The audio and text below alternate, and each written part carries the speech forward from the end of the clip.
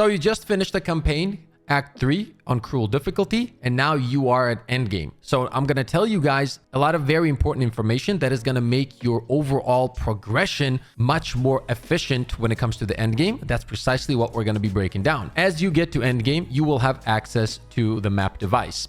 Once you click on this one, the first thing you're going to see is around this area right here. So this is actually much more simple than you guys think. Essentially, you start off with these points, right? So every time you click on this point that is not green, as you see right here, that means that this one I haven't completed. So once I click on it, it gives me an option to slot in a waystone. Now I have very high level waystones like 15s and 16s because, you know, I've been at the end of the game for a while. But when you start up, you're going to have like waystone level 1. So you're going to grab that waystone level 1. You're going to slot it in there. You're going to press traverse. And it's just going to start up a mission, just a very similar mission to, let's say, a map that you would go through in campaign. That's what it is, right?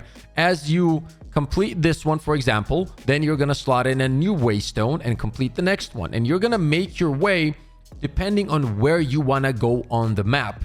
Now, deciding where you want to go on the map is going to be dependent on the symbols on these spots. So let's take a look at the symbols real quick. You will see right here that we have explanation of all symbols right now on the top left of your screen. So for example, this symbol means that on that map, there's going to be a boss fight at the end. Then we have irradiated, breach, delirium, expedition, ritual, corruption. All of these things are separate kind of events that you want to go through depending on what items you're chasing.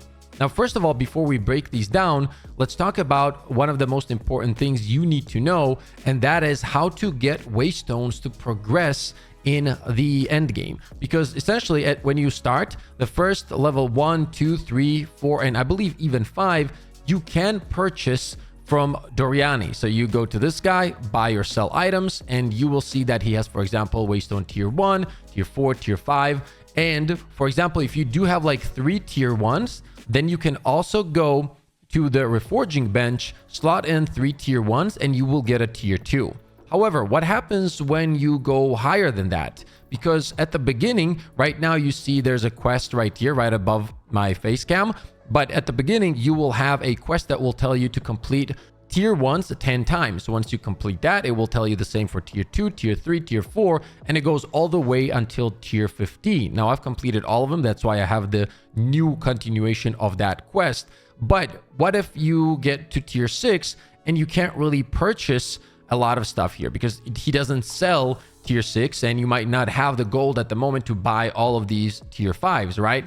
So in order to not have that issue at the end game, what I found to be the most efficient way to progress with the waystones is hunt down the boss maps, because at the end of the mission, the boss that you will fight will have a guaranteed chance to drop a higher waystone, which then helps you to progress. Now, this is a guaranteed way. However, as you play through any of these maps, there is a chance that you will get the waystone as well.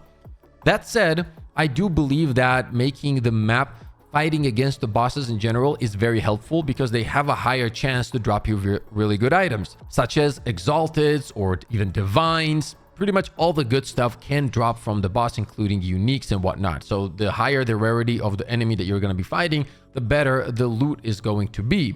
So in that case, what I did was I went to my Atlas map. This is going to be another map that you're going to have. It's going to pretty much like a skill tree, but you get skill points for this skill tree as you complete those quests that I just talked about. So when the game gives you a quest, complete tier 1s 10 times, it will give you 2 points once you do 10 times tier 1s.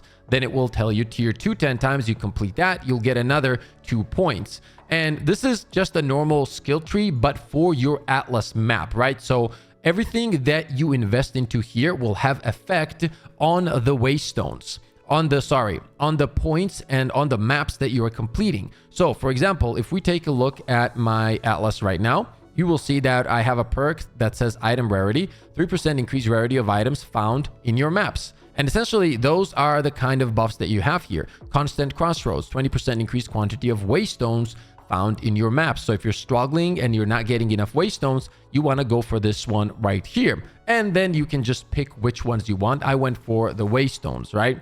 However, on the sides, you see that there are specific trees that are bound to specific events. So for example, this one up here will be connected to boss maps. So that is why you see me invest some of my points in here. Now, these points that I invest in the specific events, I'm going to talk about those here in a second, do not come from completing those side quests that you get. It actually comes from killing higher level bosses in this case, because, you know, this is the tree for the boss maps. So right here, you will see +1 to map boss difficulty, another +1 to map boss difficulty. Then we have 25% increased rarity of items dropped by map bosses. And then another 15% increased quantity of items dropped by map bosses. So the reason I am going for these and investing points into this right here is because I'm always, as I said, focusing to play and complete the map with the bosses. So let's say you guys see that I am right over here. So if I wanted to get most out of my buffs that I invested on my Atlas tree, I want to get over here and fight this boss because there's a higher chance it drops me good loot. So I would complete this map, right? I would slap on this Waystone tier 12 or 15 or whatever I wanted. Then I would make my way all the way here and fight the boss and take advantage of the buffs that I have purchased with the points. The same goes for any of these. So if you want to complete, let's say, Delirium, right? In this case, it will say, complete the simulacrum to earn points in this tree. Additional points are earned for completing the simulacrum at higher difficulties. You must be the map owner to earn points. So in this case, I want to look for this sign right here. This is the Delirium sign, and I want to complete these on higher difficulties to get the points, then to invest it on the tree that I just showed you, and then that will essentially make this whole event a little bit harder, or should I say much harder, but the rewards will go up. So let's take a look here. +1 to simulacrum difficulty, right? Delirium fog in your map spawns 50% increased fracturing mirrors. So you're just making the whole event harder, and that's pretty much what this tree is. All of them, by the way. You're just buffing the difficulty of the events you're playing, depending on what you want and which event you want to go for. To make it harder, then you get better rewards. That's all it is when it comes to the skill tree, right? So what you got to do is understand every single point and know what they're doing. So for example, the Deliriums are going to be tied to items such as, let me show you here real quick. Let's go over here. Yep, there you go. So the distilled ire, the guilt, the greed, all of these items come from Delirium. Now you might ask, why would I need this item? Well, this is one of the coolest items in the game, because what you can do is that if you go to your passive skill tree, and let's say like me, you will have skills on this side of the tree, but then you want, and then let's find something here. For example, finishing blows, 60% increased damage with hits against enemies that are on low life. Let's say you want to pick this up. However, you don't have the skill points to like move all the way around. What you can do is you hover over this, press Alt, and then it will give you the item names that you need. In this case, it's going to be distilled despair, guilt, and ire. If you have those items from Delirium, you can then put this specific notable on your amulet without making your way and picking it up and wasting skill points on the way, right? You can do that one time, I believe, on the amulet. But yeah, this is very important. And just like that, all of these things that you will see, all of these signs have their own cool additions to it. Now, before we move on and talk about the towers, I'm going to quickly go over the Breach and the Delirium and how to advance and how to get skill points for these events. So for the Delirium, what you're going to have to do is get simulacrum splinters. These drop while you're playing the Delirium. Once you get enough, which is 300, you are going to be able to create the simulacrum, and then you're going to use the simulacrum on this area right here. Let me quickly find it. There it is. So the realm gate, this will open up the right realm. You go in there, you complete it, and then you will get the points, which you'll be then able to spend on the Atlas tree, right? So essentially that's what you want to do for that one. Whereas the Delirium, yep, there it is. So then you're going to have the points, boom, you're going to invest to it, make it harder, increase simulacrum difficulty, and so on. When it comes to breaches, which is also very important, guys, because this is a great way to farm some of the materials, or in general for farming, because you get such a high density of enemies, especially once you upgrade this. And I'm also working towards this at the moment.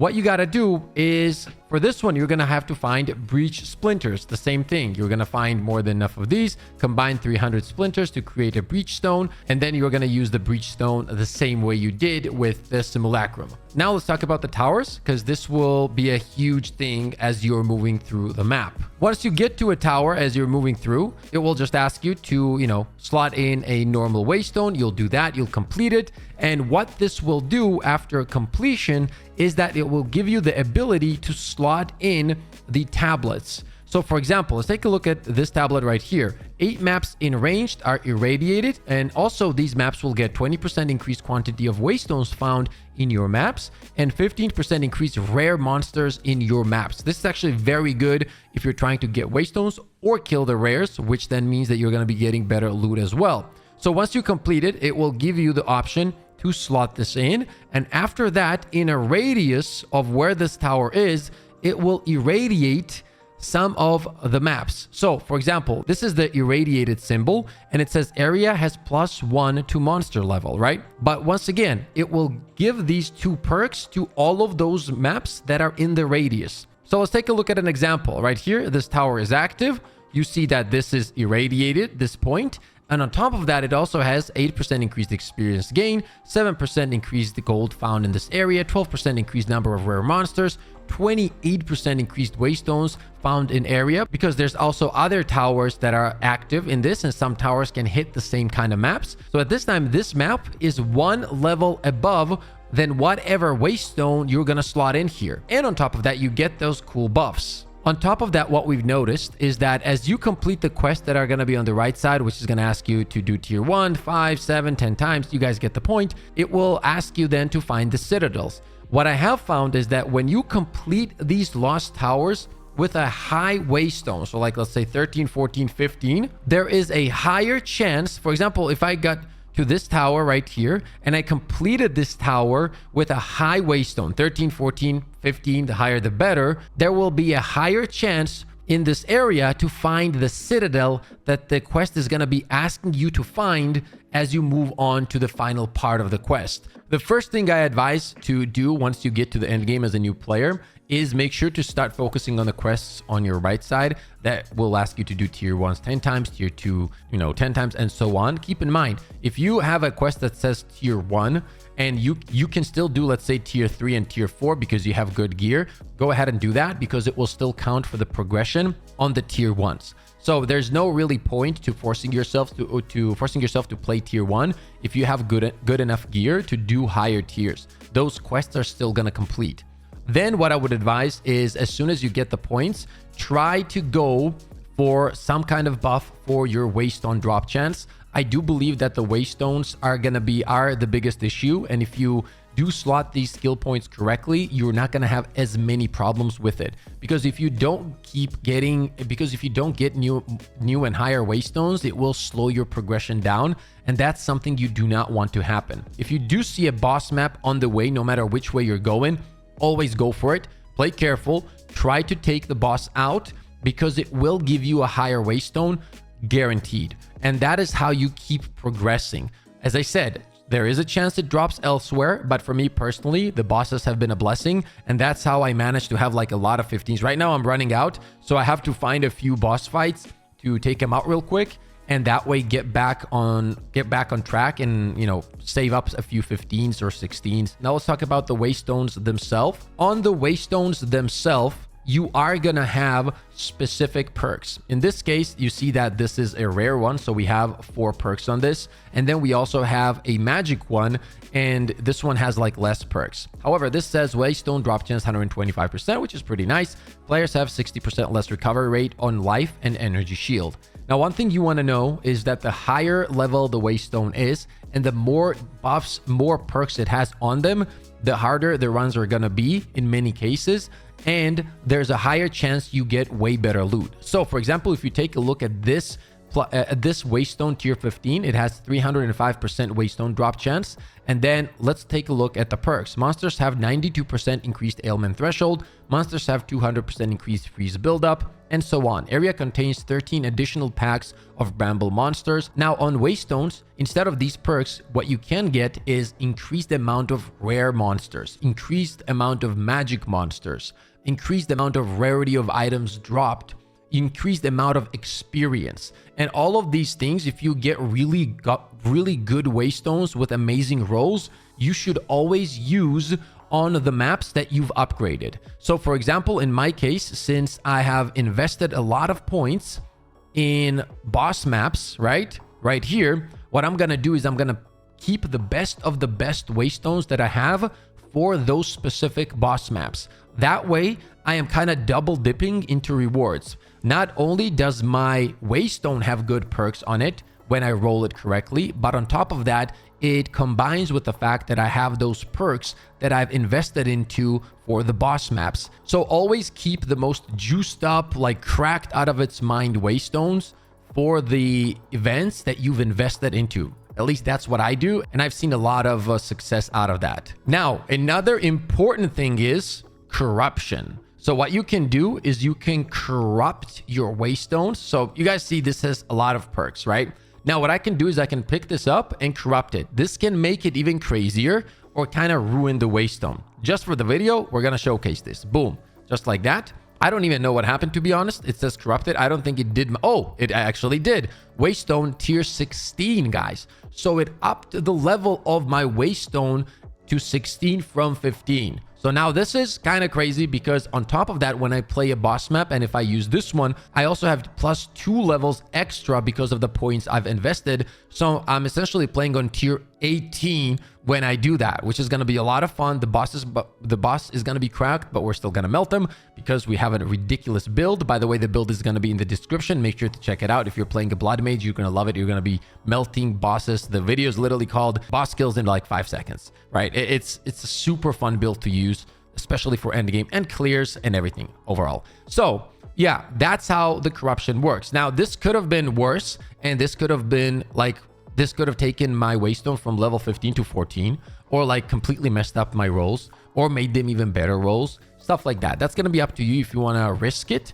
but that's how that works. And as you complete all of the quests on the right side, when you get to like complete tier 15s and you get there, after you complete that, you will get the Pinnacle of Flame quest. This quest is essentially the very end game quest. It will ask you to go to 3 different citadels, and then eventually you're going to make your way to the Pinnacle boss, and that is the boss of the game, right? You want to beat him and you're good. That means that you've pretty much done most of the things in the game. Then if you just want to farm for currency or have fun, start up a new character, that's going to be up to you. This does take a lot of time because the end game has a lot of stuff in it to chase, and you know, currencies and items and whatnot, but overall I've been having tons of fun, and that is essentially what endgame is. I hope I answered a lot of your questions. If there's anything that I missed, make sure to drop the comments in the comment section below. I would love to answer as many questions as possible, so don't be shy. Once again, ask away. Merry Christmas, Happy New Year, depending on when you're gonna see this video. I appreciate you guys for all the love and support. As always, stay positive, stay disciplined, and I'll see you all on the next one.